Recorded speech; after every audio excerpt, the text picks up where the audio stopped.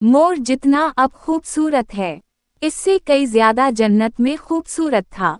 मोर की खूबसूरती पे सभी परिंदे फिदा थे, लेकिन उन सब खूबियों के बावजूद मोर से ऐसी कौन सी खता हो गई थी जिससे अल्लाह तबारक व तआला ने मोर को जन्नत से निकाल दिया।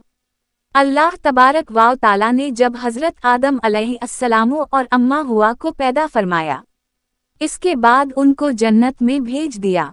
वो दोनों जन्नत में बहुत ही पुरसुकून रहते थे, बहुत ही लजीजा मेवे फल खाया करते थे। लेकिन एक अनाज जिसको खाने से अल्लाह पाक ने इन्हें मना फरमाया और वो अनाज गंदुम था।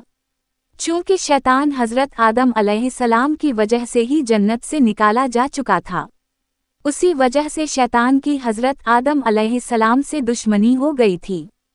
शैतान ये चाहता था कि वो किसी भी तरह हज़रत आदम अलैहिस्सलाम को जन्नत से निकाल दे और साथ में अम्मा हवा को भी जन्नत से निकाल दे।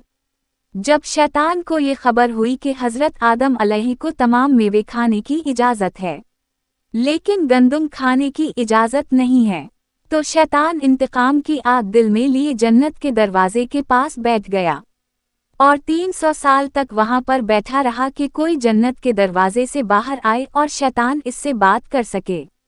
एक दिन अचानक से मोर जन्नत से बाहर आ गया। शैतान इसको देखते ही बहुत खुश हो गया। शैतान ने पूछा, ए खूबसूरत परिंदे तुम कौन हो? मोर बोला, मैं मोर हूँ। अब तुम अपना तारुफ करवाओ। शैतान ने जवाब दिया कि मैं आलम कुरूबी का एक फरिश्ता हूँ।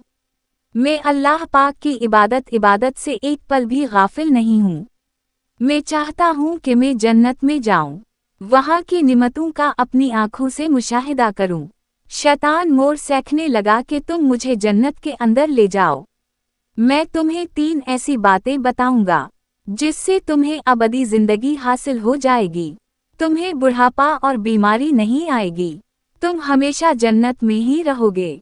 शैतान की ये बातें सुनकर लालच में आकर मोर ने कहा कि मुझ में तो इतनी ताकत नहीं है कि मैं तुम्हें जन्नत के अंदर ले जाऊं, लेकिन एक सांप मेरा दोस्त है, वो शायद तुम्हारी मदद सके।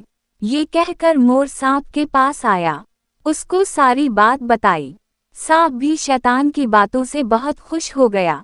फिर शैतान को अपने मुंह में छुपा के जन्नत में दाखिल हो गया और यूं शैतान अपनी चाल में कामयाब हो गया। जन्नत के तमाम निगहबानों को ये मालूम था कि शैतान ये चाल चल रहा है और जन्नत में दाखिल हो चुका है। फरिश्ते शैतान को जन्नत से निकालने लगे। तभी अल्लाह पाक का हुक्म हवा कि इसको अभी तक जन्नत में ही रहने दिया जाए। वो फरिश्ते अल्लाह तबारक व तआला के हुक्म से रुक गए। शायद ये हज़रत आदम अलैहिस्सलाम का इम्तिहान था। शैतान हज़रत आदम अलैहिस्सलाम के पास और अम्मा हवा के पास जाकर अपनी मोहब्बत का इजहार करने लगा। वो दोनों ही शैतान को पहचान ना सके। इबादत से एक पल भी गाफिल नहीं हूँ। वो दोनों ही शैतान को पहचान ना सके। फिर मोर के साथ साथ सांप को भी जन्नत से निकाल दिया गया।